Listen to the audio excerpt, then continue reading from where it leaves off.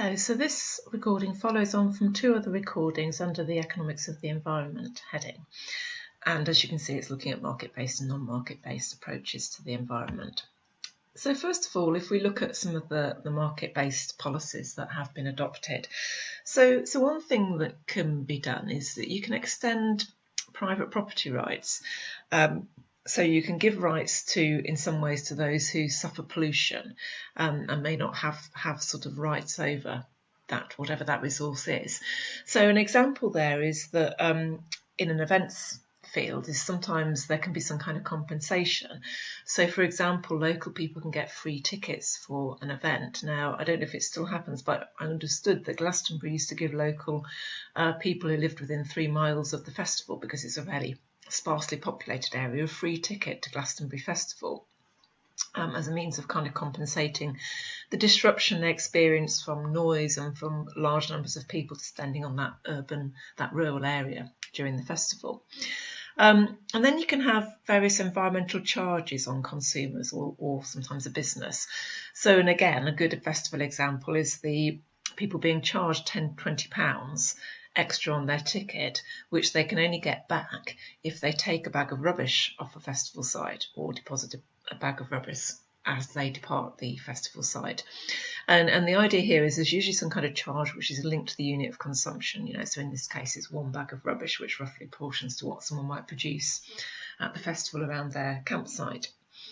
Then you can have green taxes. So this is where you increase the price of something. Now, I couldn't immediately think of something in my head related to events, but something not too dissimilar is the way that we have companies have started charging more for takeaway drinks containers in coffee shops.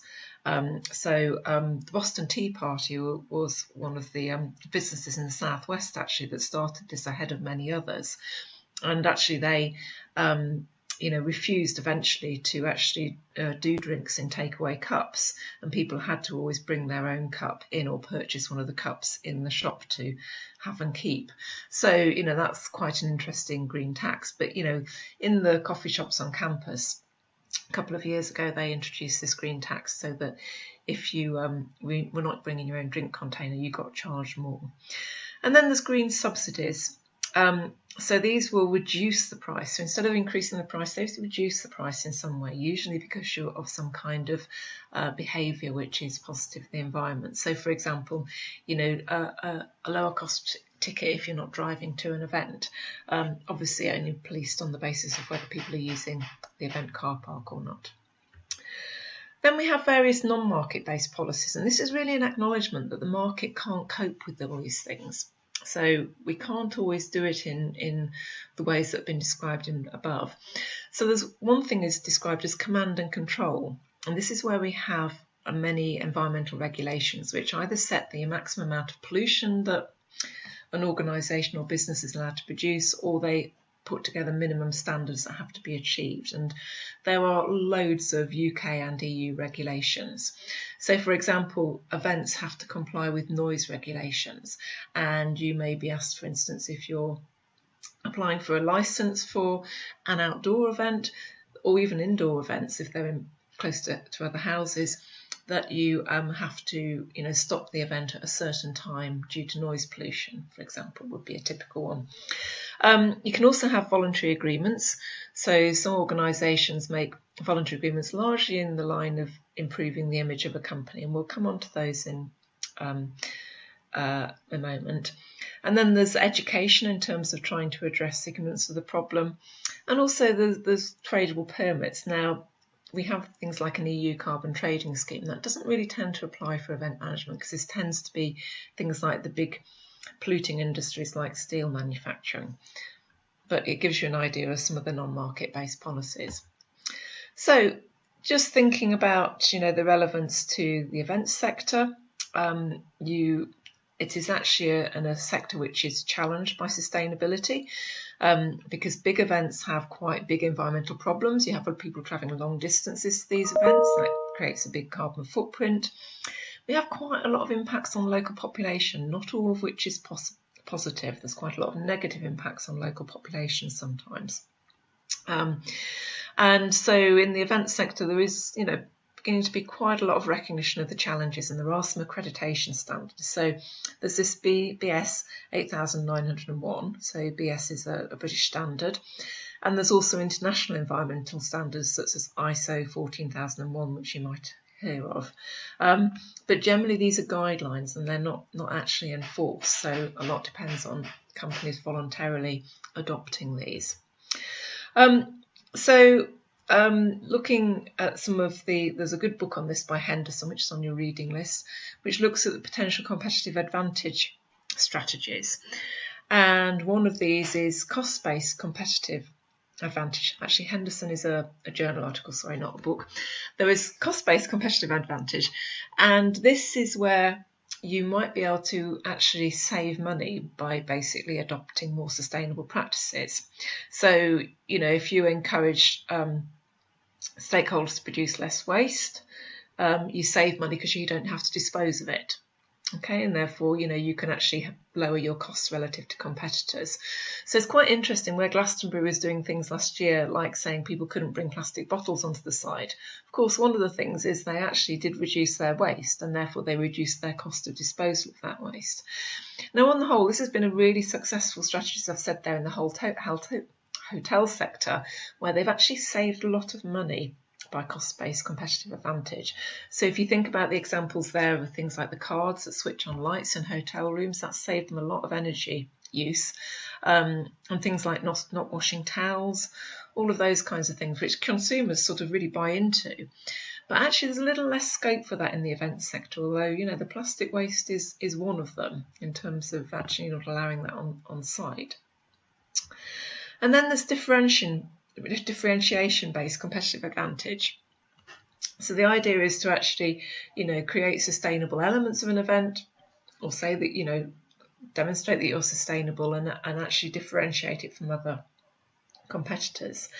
But there are, as I say, questions about how that's demonstrated. How do you, prove that you are more sustainable?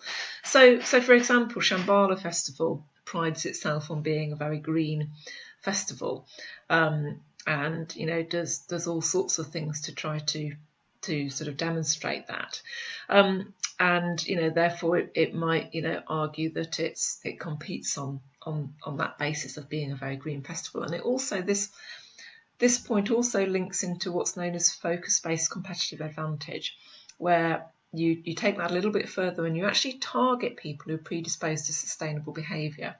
Now, Shambhala Festival actually does both of those, because Shambhala actually does sort of focus on, the consumers coming who really are, wanting green events. So the people who want to do that. But there are questions there, because I've said, do customers' clients want this?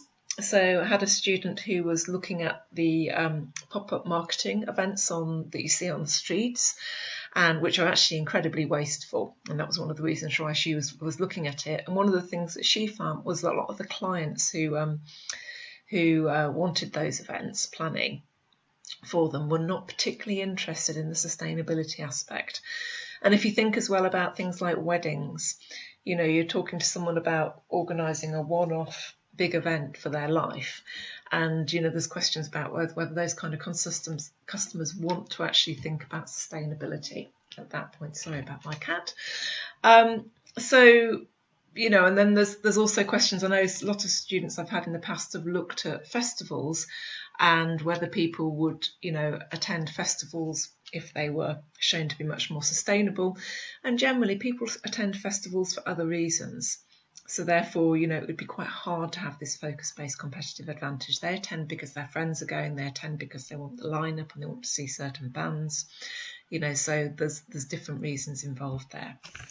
So just to try to kind of wrap up some of this section on the economics of the environment, as hopefully you've grasped now, sustainability is an economic issue and there are significant problems of market failure. And the event industry is actually one of the sectors which has had some problems with trying to address this, because there has been a bit of a throwaway culture associated with events, and there are certainly travel issues, so it's fairly resource intensive and consumptive orientated. Some of the other recordings I've focused quite a bit on the environment. There are also other challenges for events, more to do with social sustainability. And actually one of the things we'll look at in a little while in the unit will be things like 0 hours contracts, low paid staff, and these are another issue within the events sector too. And when I say low paid staff, it's not going to be you as the event managers, but people who are working on events, people who deliver the toilets, people who do the serving at the bars, that kind of thing. So one of the conclusions moving forward is that potentially it's a sector where there could be more regulation in the future, and actually could be something that impacts the sector's competitiveness.